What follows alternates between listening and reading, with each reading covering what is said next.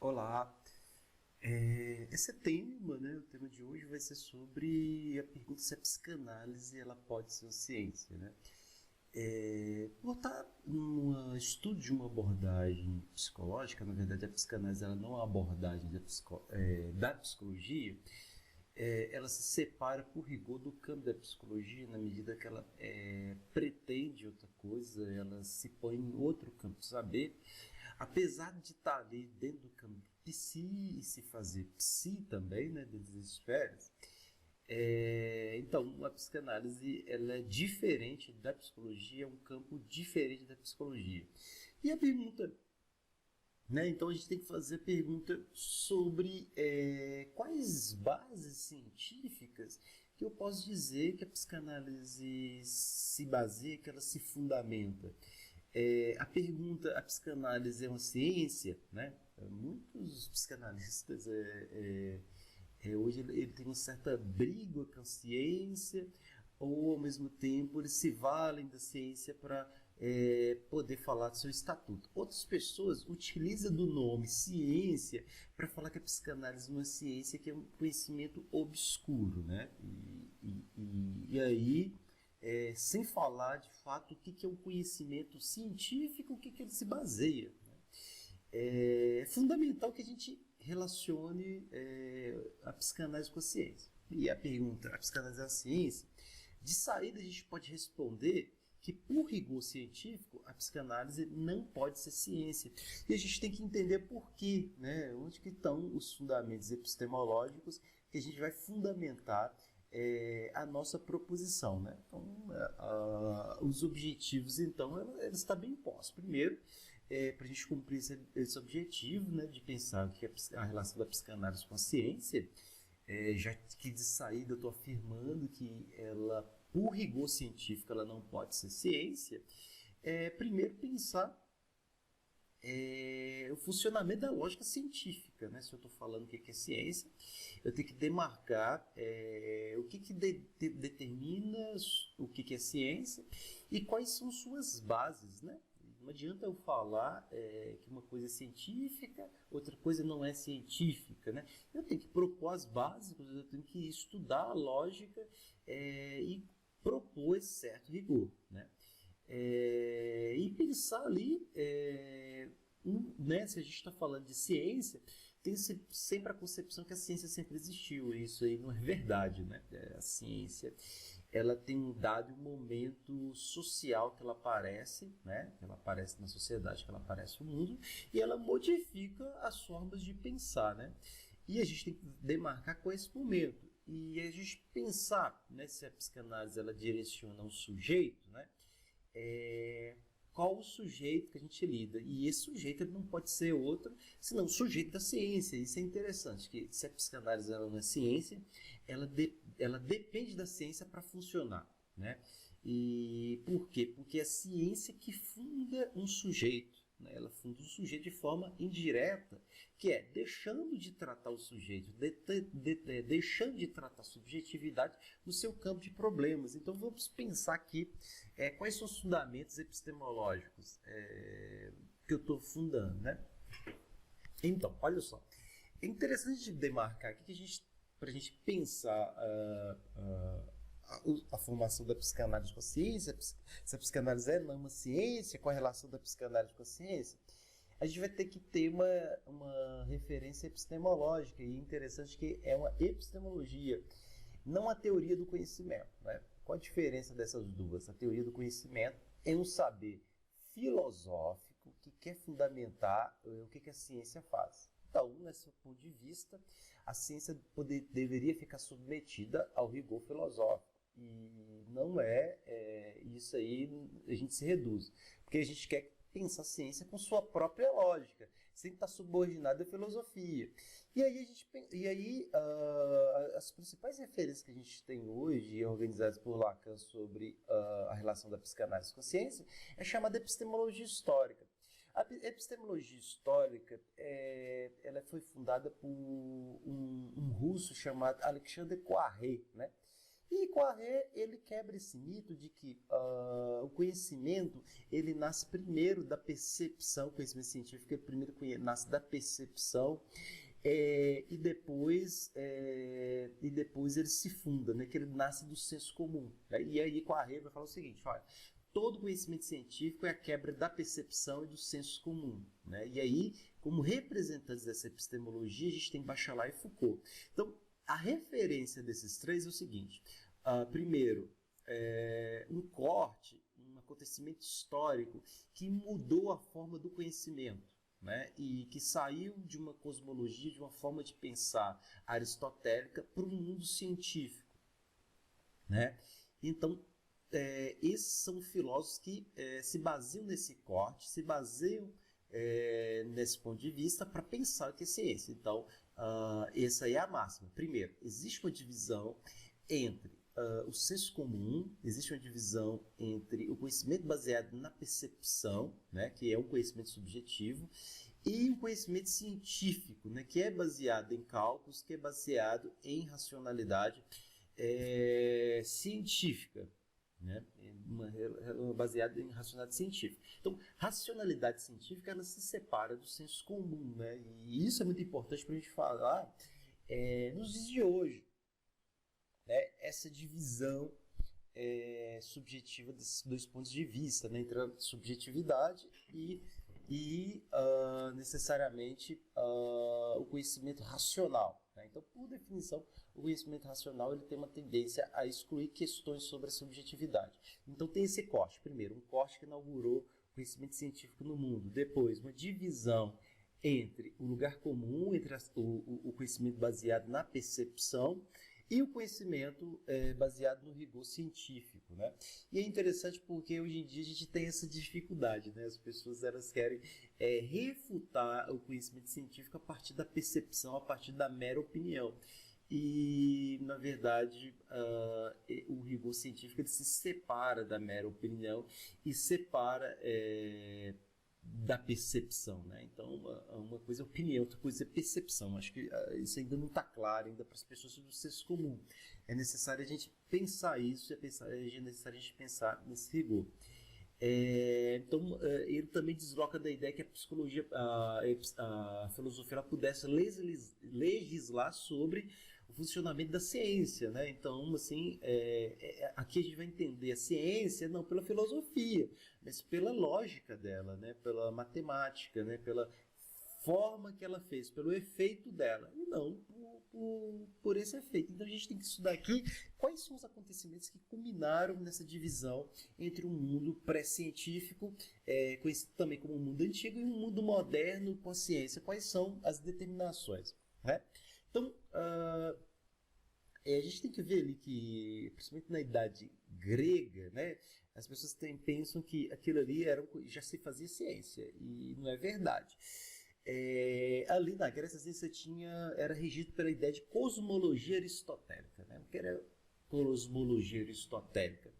Era uma hierarquia de saberes, né? Uma forma de entender os mundos, de entender o universo. Né? E essa forma de entender o universo era uma forma hierarquizada. Como é que era essa hierarquia? Primeiro a gente tinha um mundo sublunar, né? Ou seja, o mundo da Terra, né? Que era entendido como uma chamada física qualitativa. Né? Então, a física qualitativa é a mesma coisa da física de hoje. Né? Por quê? Por quê? Porque a física de hoje ela estuda os movimentos dos corpos terrestres pela matemática. Né? E aqui na física da sublunar era entendido como conhecimento qualitativo. Eles entendiam dessa forma. É natural do rio correr sempre no sentido correto. Né? Então, todo rio tem um próprio sentido para correr. É da natureza do fogo sempre subir toda vez que ele aparecer. Né? É natureza dele ser quente. É natureza da água ser fria. É natureza de uma pedra subir quando é jogada e descer novamente. Nota o seguinte, que esse mundo qualitativo ele não é a explicação lógica dos fatos. Você não tem aí uma lógica da gravidade. Você tem aí uma lógica então, da percepção. Olha, essa lógica da percepção é uma lógica do sentido. O sentido ela é totalmente dado, né? Então, o sentido ele é totalmente dado. Ele tem um sentido inteiro e não tem questionamento, né? Um sentido fixo, né? Que não muda, né? E aí você tinha a ideia de Deus como motor do mundo, né? Uma ideia de Deus, então, todo o corpo ele só modifica se existir a ideia de violência, né? A ideia de violência é mudar o status quo, né? O funcionamento natural, né? A corrente, o fluxo da coisa, né? Toda vez então que você muda o fluxo dessas coisas, você tem então a ideia de violência ali então na física aristotélica. Você tem então um mundo lunar que só esse pessoal do mundo lunar, só esses objetos do mundo lunar que poderia então dar uma volta completa, né? E o exemplo disso era a concepção de que o Sol, por ser uma estrela lunar e estar além da Terra, ela girava em movimento completo da Terra, ou seja, era um conhecimento todo baseado na ideia de percepção e na ideia de observação, né? A ideia de observação ela está fundada nesse equívoco, né? Que é o equívoco da percepção. Se via que o Sol ele tinha girava em torno da Terra pela ideia de percepção, né? Ou seja, era uma concepção perceptiva baseada na perceptiva. E você tinha a ontologia, que era baseada em seres estáticos, né? Deus é o ser mais estático, porque Deus ele é o motor do mundo, ele é o início e é o fim, ele não se movimenta, né? Então você tem aí três formas de entender o mundo na forma de movimento. Essa ideia de Deus ela não é a mesma coisa da ideia de religião que a gente tem, né? Essa ideia do motor do mundo, ele não é a mesma ideia religiosa que a gente tem, é outro tipo de ideia, né? Então a gente está ancorado primeiro na ideia do sentido total, né? O mundo ele tem um sentido total, ele não tem questionamento, né? Tudo está fechado e nada pode ser questionado. Então essa ideia do qualitativo, né? Da ideia de qualidade e a qualidade que não pode ser questionado, né? E o conhecimento baseado na mera percepção, que eu poderia fazer então na física era meramente através da percepção poder elencar as qualidades do mundo, e isso aí só era então delegado de qualidade, né? Então qual foi a ruptura que aconteceu e quais foram os espíritos que basearam nessa ruptura? Primeiro foi o feito de Galileu, né? Primeiro, pessoal, tem uma falsa concepção de pensar que Pitágoras ele já estudava a natureza pelo movimento das formas geográficas. Isso não é verdade. Então, assim, para Pitágoras, você não poderia estudar o movimento dos corpos pela geometria, porque eles não faziam movimentos perfeitos, né? Os movimentos perfeitos eram dados só à astronomia, né? Então, os corpos lunares, os corpos que estão além da Terra, que poderiam ser estudados pela matemática. Para Pitágoras, isso não era possível. O que aconteceu? Galileu ele fez um feito, né? Ele fez, através do estudo matemático, não pela observação, né? De que não é o Sol que gira em torno da Terra. Ele, então, aplica o estudo desse movimento a partir da ordem elíptica, a partir de uma elipse, né? E né, ele faz um impossível que é provar que é o Sol que gira em torno da Terra e que a Terra gira em torno do Sol e que a Terra ela faz um movimento elíptico, ou seja, ele cria ali um impossível nesse momento que é provar que os corpos sublunares eles podem fazer movimentos perfeitos. E aí ele começa a aplicar esse estudo também nos corpos terrestres, ou então na natureza. E aí ele faz um impossível, porque a natureza ela fica da ordem da matemática, ele fica matematizado. Ele aplica a ordenação simbólica, né, porque a matemática é uma ordenação simbólica, né, de cálculos de variáveis, né, para poder estudar os corpos. Ele faz o impossível. Ou seja, o que Galileu faz? Primeiro é quebrar certezas do homem, né? Que era primeiro de que era do narcisismo, de que era o Sol que girava em torno da Terra. Né? Então você quebra então, as incertezas e todos os conhecimentos baseados com base na certeza e na percepção. Então começa então a se questionar tudo e a tentar estudar tudo pela ordem matemática, né? E é possível, então, estudar um mundo sem hierarquia, ou seja, você não precisa mais dessa hierarquia de mundos sublunares, de mundos lunares, para poder estudar as coisas, e as coisas não são mais a atribuição de dados perceptivos, né? Então, as pessoas pensam assim, olha, o conhecimento científico é o que você vê. Não, pelo contrário. O conhecimento científico está fundamentado na quebra dessa percepção. Né, na quebra do campo do sentido pleno e fixo, né? E aí o que acontece é que o Deus ele perde o lugar no mundo. Né? Por que ele perde o lugar do mundo? Porque ele é o motor, o início e o final. Ele perde o lugar do mundo porque as coisas elas não passam a ter um movimento porque Deus causou. Pelo contrário, tudo tem em si uma causa e essa causa pode ser estudada matematicamente, né? E aí a gente é exemplo aí do estudo de uma estrela, né? Então, você tem aquela frase que o céu de Ícaro tem mais poesia do que de Galileu, porque o céu de Ícaro era do sentido pleno, né? Era baseado em metáforas, né? E aí uma estrela, né, baseada na percepção nossa, né? É esse brilho, né? E aí a gente tem, então, uma falsa percepção, primeiro, que essa estrela existe, porque pode ser que o brilho dessa estrela viajou por milhares de anos e afetou a nossa percepção e pode ser que ela não esteja lá há milhares de anos, né? Então, o conhecimento científico, ele não obedece essa percepção. Então, isso aí a gente tem uma estrela no campo da percepção, e isso aqui é uma estrela com base no pensamento científico, né? Então, com base no pensamento científico, né? Da viagem dos corpos no espaço, no vácuo, né? Através da teoria da relatividade, você consegue determinar uma estrela. E olha, é interessante, né? O cálculo então da ciência ela é feito pela linguagem, mas ele não é a linguagem da fala, é um ordenamento lógico, né? E que não é acessível à percepção, né? É uma lógica que não é acessível à percepção.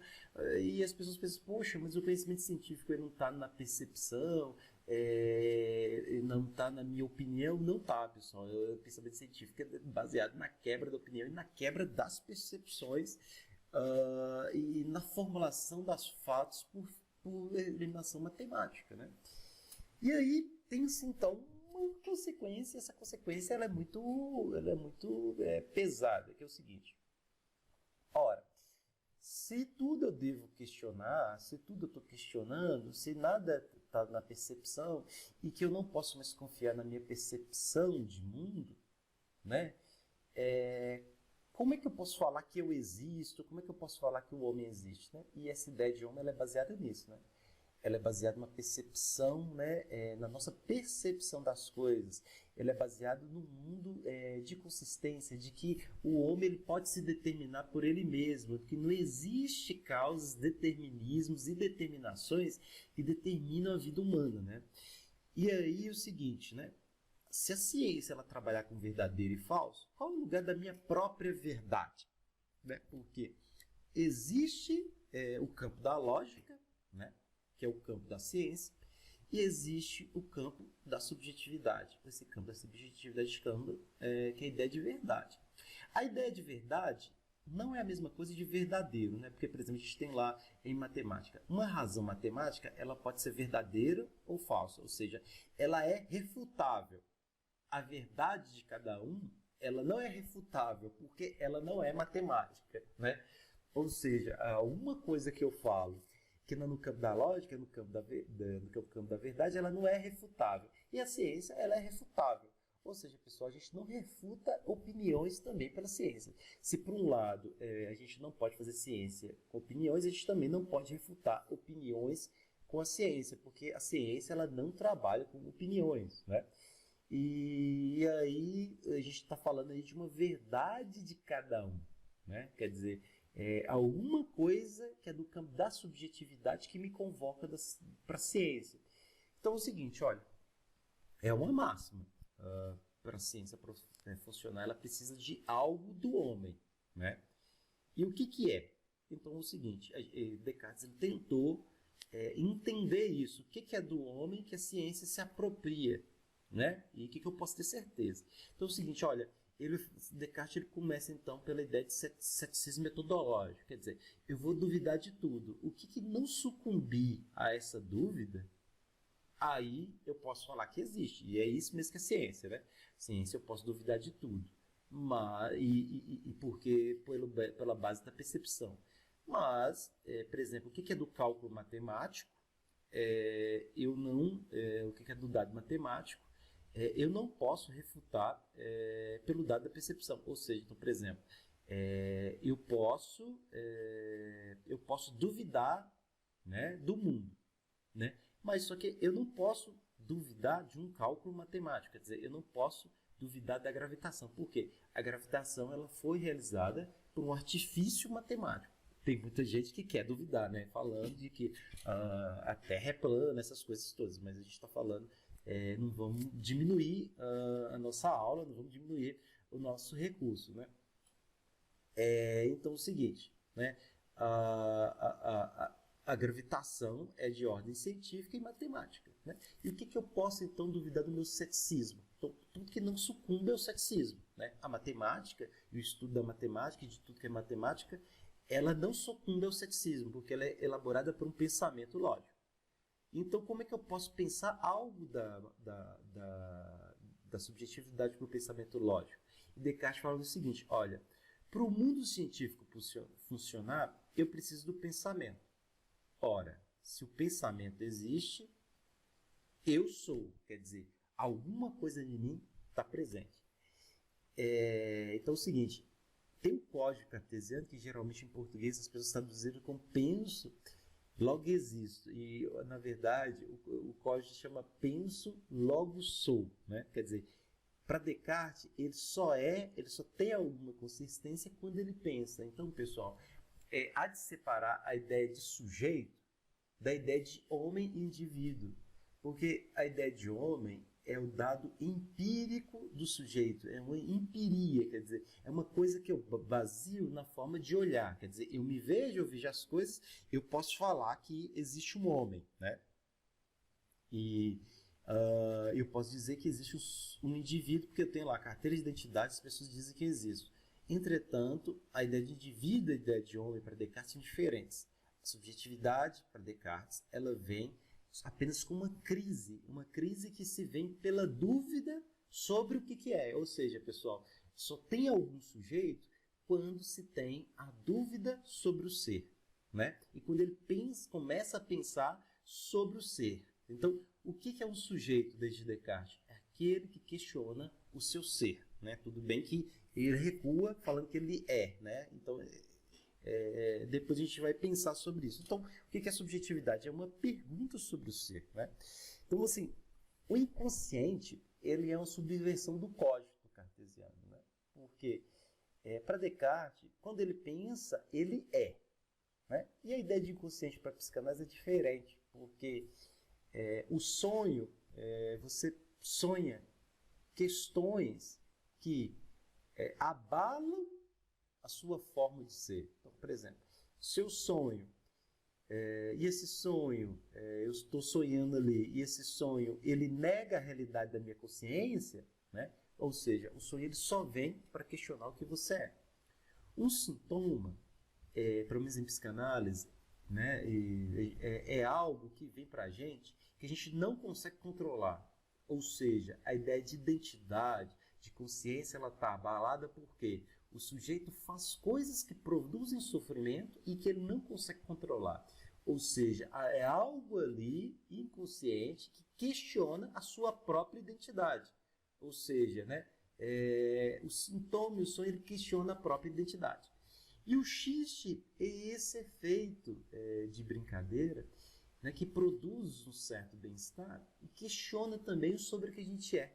né? Então, o xiste ele fala a verdade porque é uma forma de verdade que ela não é refutável, quer dizer, ela não é verdadeira e falsa, e que, de certa forma, fala alguma coisa do sujeito. E tem o ato falho, que é um questionamento do sujeito sobre seus atos. Então, as pessoas falam coisas, fazem atos, e esses atos eles estão além de si. Ou seja, pessoal,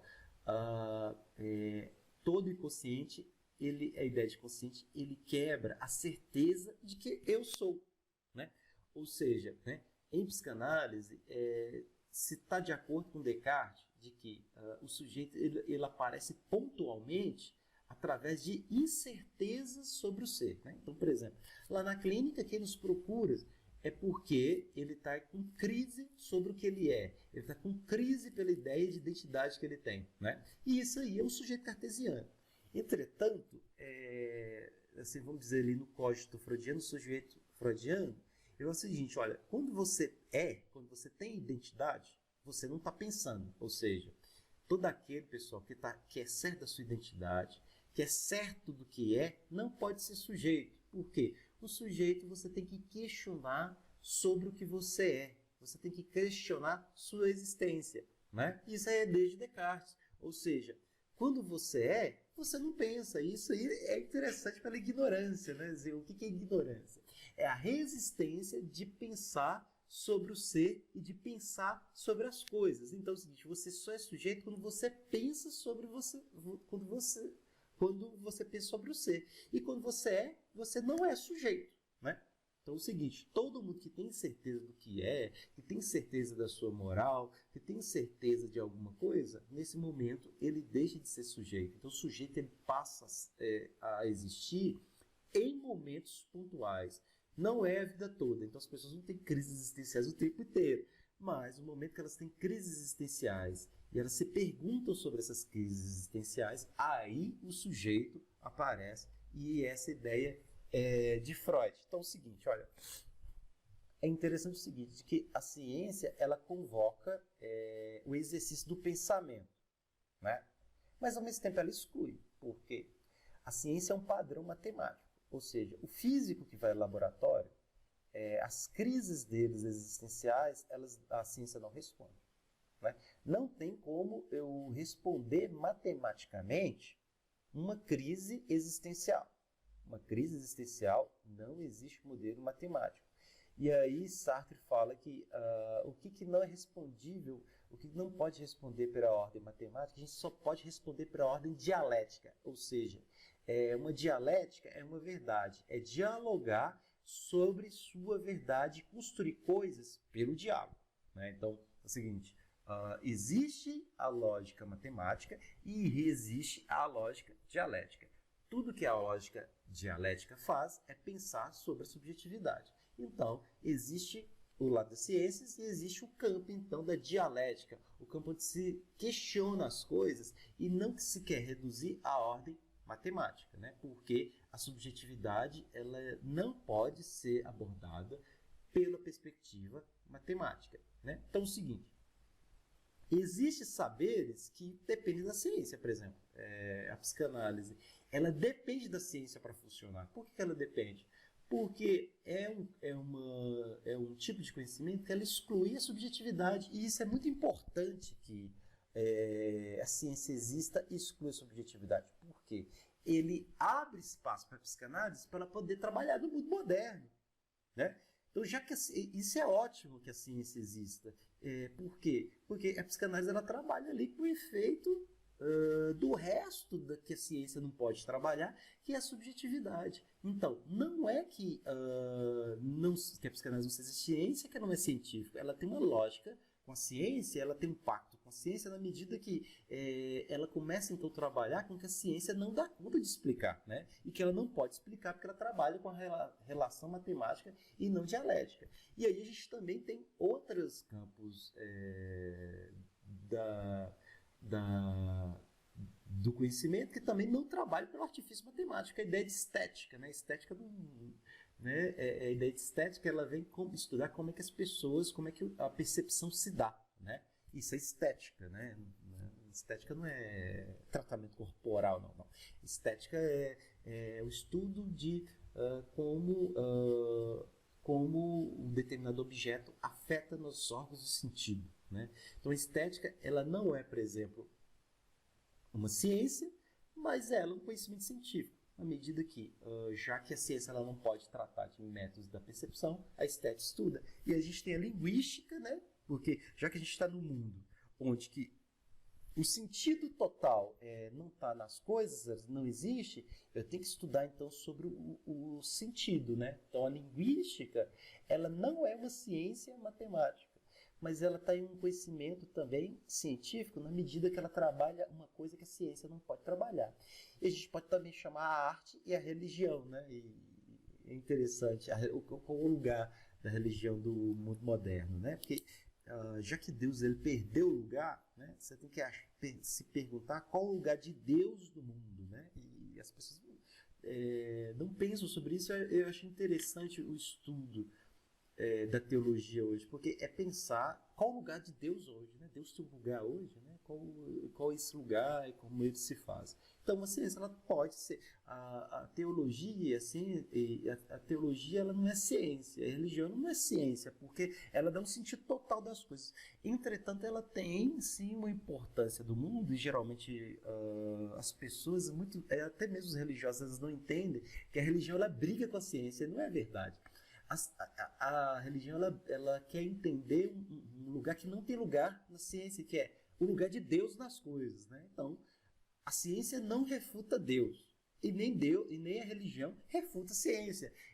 Cada um tem seu lugar e os lugares são muito bem estabelecidos. Eles trabalham com problemas totalmente diferentes, né? Então não existe essa briga da religião com ciência, da ciência com a religião. Isso não existe, né? Então nem tudo é visto pela razão científica. A subjetividade ela não pode se abordar pela razão científica, né? Porque a razão científica é uma razão lógica e a gente deve pensar então pela razão dialética, né? E a subjetividade ela só pode ser pensada pela razão dialética. E aí, pessoal, a gente tem que pensar aí de uma ideologia que é sempre colocada sobre as ciências do homem, né? Será que ciências humanas elas existem de fato? Porque, né, socialmente é reconhecido que existe uma ciência humana. Entretanto, o homem ele não existe, né, na ciência. O que existe é a subjetividade. Né? Pode existir uma ciência da subjetividade? Então, nesse ponto, eu vou colocar como questionamento. Né? Como a psicologia ela deve se rever em alguns pontos, porque existe um afã da psicologia de tentar ser ciência para se igualar conhecimentos como física e química. E, de fato, a psicologia a gente tem outro viés. Né? A gente trabalha subidamente com a subjetividade. Trabalhar com subjetividade não é ser ciência, mas isso não nos tira a posição de ser também um pensamento científico, né? Mas existe aí uma afã de tentar ser ciência, né? Porque a ideia de homem, ela não existe em si mesma, né? Porque se a gente trabalha alguma coisa na psicologia, não é o homem, pelo contrário, são os questionamentos que esse homem traz e os questionamentos sobre o mundo que ele traz. A gente não trabalha com o homem em si, né? Com essa categoria que existe nela mesma, mas a gente trabalha com os questionamentos humanos, não com essa materialidade e essa entidade empírica, né, de homem, né? Então, é o seguinte, a gente tem que focar num dado de que, de fato, a psicanálise ela não pode ser ciência, porque ela não pode ser ciência porque ela opera com o sujeito, né? E trabalhar com o sujeito, você tem que renunciar a posição de ser ciência, né? Mas ela só pode funcionar no mundo científico. Ou seja, pessoal, a psicanálise ela não é brigada com a ciência, pelo contrário, ela valoriza muito o saber científico, né? Por exemplo, no hospital, é necessário ali o saber científico do médico, né? Para operar com a fisiologia, mas também é necessário também que apareçam questões subjetivas que o médico não dá conta de trabalhar para a gente poder operar. Então isso aí é muito importante, né? Porque em todas as instituições que se diz ciência, existe uma certa posição que o pensamento ele não pode operar. E isso nos é muito importante, porque quando a ciência não consegue operar em tudo, a gente aparece ali para tentar colocar a verdade do sujeito. E a verdade a gente só estuda pelo método dialético, né? Então, por que isso? Porque a psicanálise ela quebra a certeza do ser, né? Ela quebra a certeza do que é. Então, a psicanálise ensina que no mundo moderno o sujeito, a existência, ela não tem consistência, né? Ela não tem um sentido total. E é por isso que a psicanálise utiliza a linguística, né? Porque a linguística ela aponta que o sentido ele não existe, e que o sentido ela é uma ilusão, né? Que o sentido ele é um ponto ali mutacional. Por isso que ele utiliza como método ali a linguística, né? Eu vou ficando por aqui. Obrigado, até a próxima.